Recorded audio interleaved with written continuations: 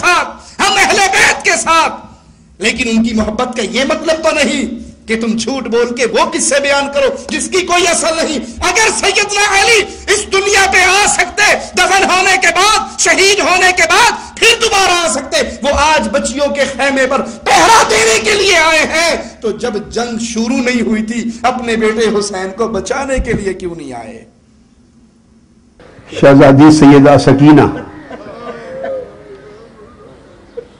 اور دیگر شہزادیاں پوچھتی ہیں، پھوپھی جان پچھلی 10 راتیں جو گزری ہیں، 9 راتیں 7 راتیں، اس میں تو جب ہم رات کو سوتے تھے تو بھائی علی اکبر اور بھائی قاسم اور چچا عباس پہرا دیتے تھے، آج رات ہمارا پہرا کون دے گا؟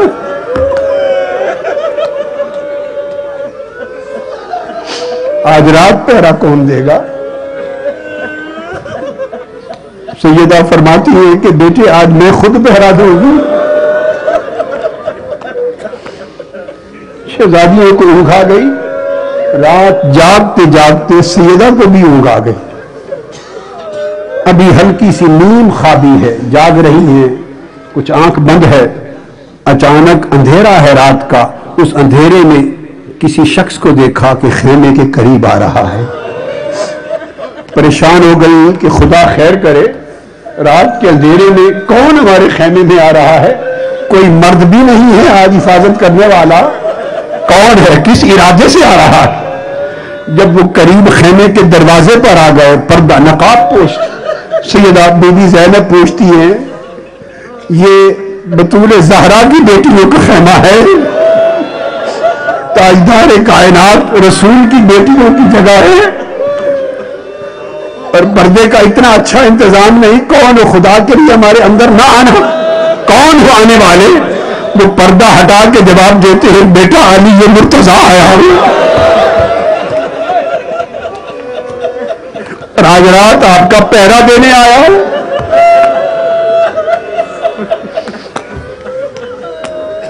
خود پہرا دینے آیا ہوں۔ راستے میں سکینہ رہ گئی، قافلہ چل رہا، ڈاکٹر طاہر قادری صاحب فرماتے ہیں ایک جگہ پہ سکینہ رہ گئی، زینب اتری، دوڑتی ہوئی پیچھے آئی، دیکھا ایک پردے دار خاتون نے سکینہ کو گود میں لیا تھا۔ زینب نے کہا تیرا بھلا ہو اے پردے دار خاتون، اللہ تجھ پہ رحم کرے جس نے میری بچی کو سنبھال لیا، تو بتا تو ہے کون؟ اس نے کہا پریشان نہ ہو، میں فاطمہ الزہرا ہوں، اپنے سکینہ کو بچانے کے لیے آئی۔ جب دمشق پہنچے رستے میں ایک مقام آیا، اس مقام پر پہنچ کر رات کا وقت ہے، قیام ہوا، پھر آپ نے کجاووں میں اونٹنیوں پر شہزادیوں کو گنا، سکینہ پھر نظر نہیں آتی، پھر نظر نہیں، آواز دی سکینہ سکینہ نہیں ملی، پریشان ہوئی، آپ اتر آئی بےتاب ہو کر۔ پیچھے یہ ہوا تھا کہ سیدہ سکینہ بار بار بابا حسین کا سر اقدس جو دیکھتی تھی وہ روتی تھی، بابا کا سر دیکھ کے روتی تھی، اور بدبخت جو ساربان تھا وہ جھڑکتا تھا، وہ پھر اور روتی تھی، بابا کو پکارتی تھی بابا حسین بابا حسین، وہ جھڑکتا تھا۔ اس بدبخت نے اس کا رونا دیکھ کر سیدہ سکینہ کا بازو پکڑ کے جو کھینچا تو جھٹک کے نیچے گرا دیا، اونٹنی پر قافلہ چل پڑا، سیدہ سکینہ خوف زدہ ہو کر بے ہوش ہو گئی تھی، اور جب ہوش میں آئی تو قافلہ جا چکا تھا، دوڑتی دوڑتی دوڑتی قافلہ مل نہ سکا، بہت دور گئی تو جب شمار میں نہیں آئی تو سیدہ زینب دوڑی، اور سیدہ زینب دوڑ کر پیچھے پہنچی، دوڑ کر آواز دیتی سکینہ سکینہ، ایک جگہ جا کر رات کے اندھیرے میں کوئی بیٹھا ہوا نظر آیا، پردہ پوش، قریب چلی گئی، جا کے پوچھا با پردہ خاتون ہے پردے میں، پوچھا بی بی کون ہے آپ؟ اور آگے دیکھا تو سیدہ سکینہ کو اس خاتون نے گود میں لیا ہوا ہے۔ پوچھا بی بی اللہ آپ کو اجر دے، یتیموں پہ تو نے احسان کیا ہے، یتیموں پہ شفقت کی ہے، میری سکینہ کی اس صحرا میں تنہائی میں حفاظت کی ہے، اللہ تمہیں اجر دے۔ بی بی کون ہو؟ انہیں چہرے اقدس سے پردہ اٹھایا، کہا بیٹی زینب تیری ماں فاطمہ ہوں۔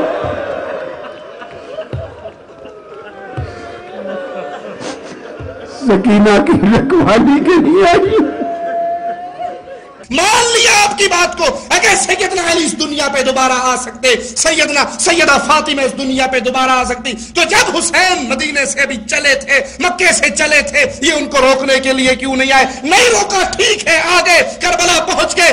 آج جو علی ان بچیوں کے پہرے پہ خیمے میں آ گئے ہیں, یہ جنگ کے آغاز پہ کیوں نہ آئے؟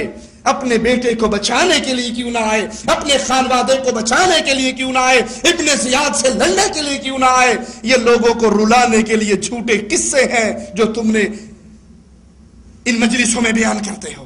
حقیقت حال جو اولیاء اللہ فوت ہو گئے وہ رب کی جنتوں میں چلے گئے, شہداء جنتوں میں چلے گئے. حدیث میں آتا ہے شہداء نے درخواست کی تھی, اللہ ایک مرتبہ ہماری روح کو دوبارہ جسم میں ڈال دے, ہم پھر دنیا میں جا کر تیرے راستے میں شہادت کا مزہ لینا چاہتے ہیں. مالک نے فرمایا یہ تو میرا فیصلہ ہے, جو یہاں آ جاتا ہے وہ واپس نہیں جا سکتا.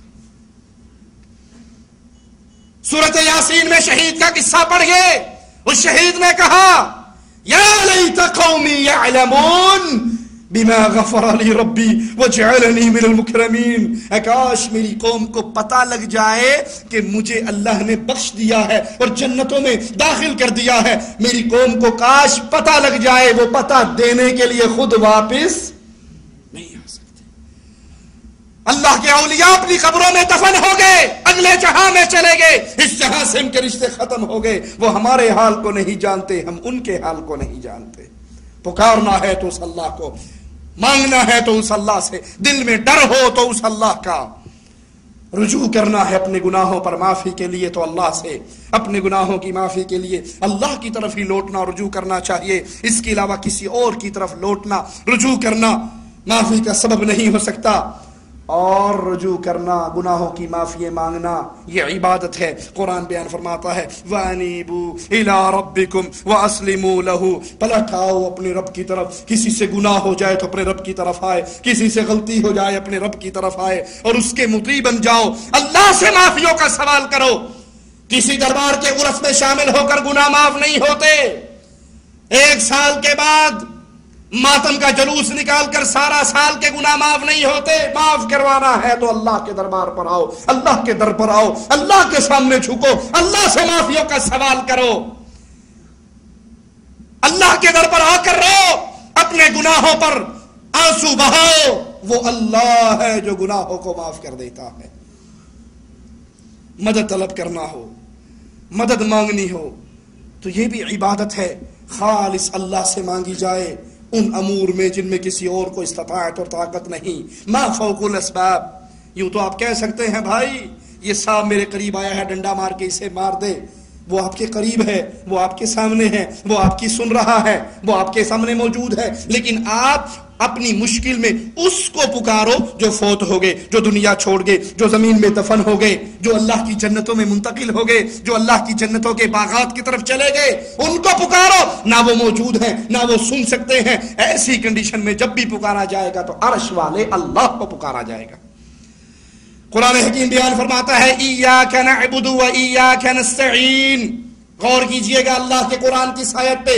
ایاک نعبد, خاص تیری ہی, نعبد ہم عبادت کرتے ہیں, و ایاک اور خاص تجھ ہی سے, نستعین ہم مدد چاہتے ہیں. یہ نہیں کہا تیری بھی عبادت کرتے ہیں, تجھ سے بھی مدد چاہتے ہیں. یا اللہ مدد, یا علی مدد, یا رسول اللہ مدد, یہ تینوں نعرے اکٹھے لگاتے ہیں. اللہ سے بھی مدد مانگی, رسول سے بھی مدد مانگی, علی سے بھی مدد مانگی. قرآن کہتا ہے ایاک نعبد, خاص خاص خاص تیری ہی عبادت کرتے ہیں. وہ ایاک نستعین, اور مدد جب بھی مانگتے ہیں صرف تجھ ہی سے مدد مانگتے ہیں. اللہ کے علاوہ کسی اور سے مدد نہیں مانگی جا سکتی. یہ دیکھیے ہی اور بھی مسئلے کو سمجھ لیجئے.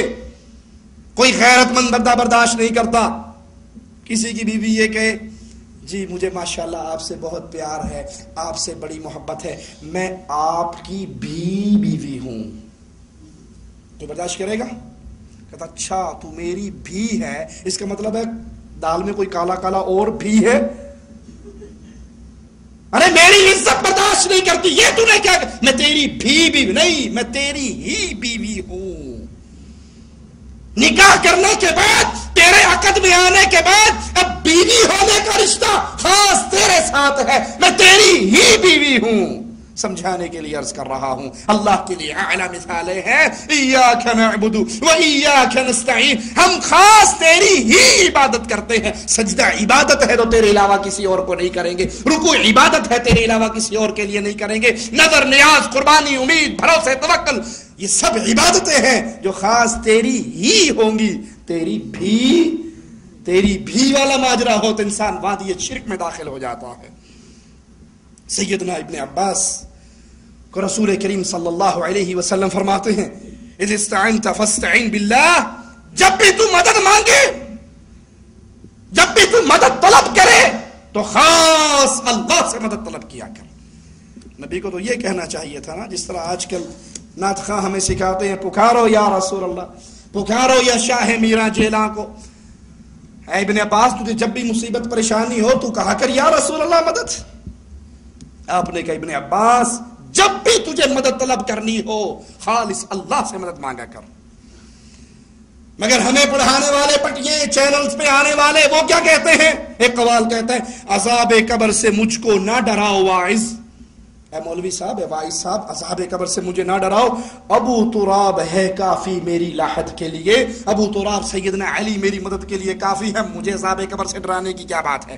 فرشتوں مجھ سے نہ پوچھو سوال مشکل کے، فرشتوں مجھ سے نہ پوچھو سوال مشکل کے، کھڑے ہیں دیکھ لو حضرت علی مدد کے لیے، علی کا جلوہ چاروں طرف ہے۔ عذاب قبر سے مجھ کو ڈراؤ نا واعظ، ابو تراب ہے کافی میری لہت کے لیے، فرشتوں مجھ سے نہ پوچھو سوال مشکل کے، کھڑے ہیں دیکھ لو حضرت علی مدد کے لیے، علی کا جلوہ چاروں طرف ہے۔ علی مجھے عذاب قبر کا کیا ڈر؟ وہ کہتا نہیں، علی ہم تو تیرے ہیں، جہنم میں جانے کے لیے نمازی بھی تیرے ہیں، سانو نماز پڑھنے کی لوڑ ہے، مجھے نہ ڈراؤ عذاب قبر سے، مولا علی ابو تراب میری لاحت کے لیے کافی ہے، فرشتوں مجھ سے نہ پوچھو سوال مشکل کے۔ نبی نے کیا فرمایا؟ آپ نے صحابی کو دفن فرمایا، دفن فرمانے کے بعد اپنے ساتھیوں سے کہا، اپنے بھائی کے لیے، اپنے بھائی کی استقامت کے لیے اللہ سے دعا کرو۔ مردہ جب دفن ہوتا ہے اس کو اٹھا کر بٹھا دیا جاتا ہے اور اس سے سوال جواب شروع ہو جاتے ہیں۔ نبی اپنے صحابہ سے کہہ رہے، تمہارے ساتھی سے سوال جواب شروع ہے، اس کے لیے، اس کی استقامت کے لیے دعا کرو اللہ سے۔ اور قوال کہہ رہا ہے، فرشتوں نہ پوچھو مجھ سے سوال مشکل کے، کھڑے ہیں دیکھ لو حضرت علی مدد کے لیے۔ اس کا مطلب ہے حضرت علی کی لڑائی پھر فرشتوں سے ہی ہوئی، بلکہ اللہ سے ہوئی۔ فرشتوں کو کس نے بھیجا؟ معاف کیجئے گا، اس نقطے پہ غور کیجئے، فرشتوں کو کس نے بھیجا؟ سوال جواب پوچھنے کی ڈیوٹی کس نے لگائی؟ جو سوال پوچھنے ہیں فرشتوں کو، ان سوال کی تعلیم کس نے دی؟ اور حضرت علی کول کھلو گے پوچھ کے ویکھا میں بھی اتنے ہی ہوں، تو کس سے لڑائی ہوئی؟ لا حول ولا قوت الا باللہ، انا للہ و انا الیہ راجعون۔ پھر محبت سے، ادب سے، پیار سے، محبت سے عرض کرتے ہیں، اولیاء کی عزت ضروری ہے، کیجئے، لیکن ان کو وہ شان نہ دیجئے کہ وہ اولیاء کے دائرے سے نکل کر اللہ ہی بن جائیں۔ لا حول ولا قوت الا باللہ۔ پناہ طلب اللہ سے کرنی چاہیے، پناہ طلب کرنا عبادت ہے۔ مالک فرماتا ہے، قل، نبی کہو، اعوذ برب الناس ملک الناس، میں پناہ مانگتا ہوں انسانوں کے رب کی، انسانوں کے بادشاہ کی، میں پناہ میں آتا ہوں۔ پناہ طلب کرنا خاص اللہ سے طلب کی جائے، کیونکہ پناہ کا سوال، پناہ طلب کرنا عبادت ہے۔ قل، نبی کہہ دو، اعوذ برب الناس، میں لوگوں کے رب کے پناہ میں آتا ہوں، میں اس سے پناہ طلب کرتا ہوں۔ فریاد کرنا عبادت ہے۔ جب بھی فریاد کی جائے، استغاثہ دائر کیا جائے، مانگا جائے، سوال کیا جائے تو اللہ سے۔ قرآن حکیم بیان فرماتا ہے، اذ تستغیثون ربکم فاستجاب لکم، جب تم اپنے رب سے فریاد کر رہے تھے اس نے تمہاری فریادیں سنی۔ بدر میں اللہ کے نبی نے، آپ کے صحابہ نے کس سے فریادیں کی؟ احد میں کس سے فریادیں کی؟ حنین میں کس سے فریادیں کی؟ خندق میں کس سے فریادیں کی؟ ہر موقع پہ نبی نے اللہ سے فریاد کی، صحابہ نے اللہ سے فریاد کی۔ جب فریاد اللہ سے ہو تو یہ اللہ کی عبادت ہے، ان امور میں کسی اور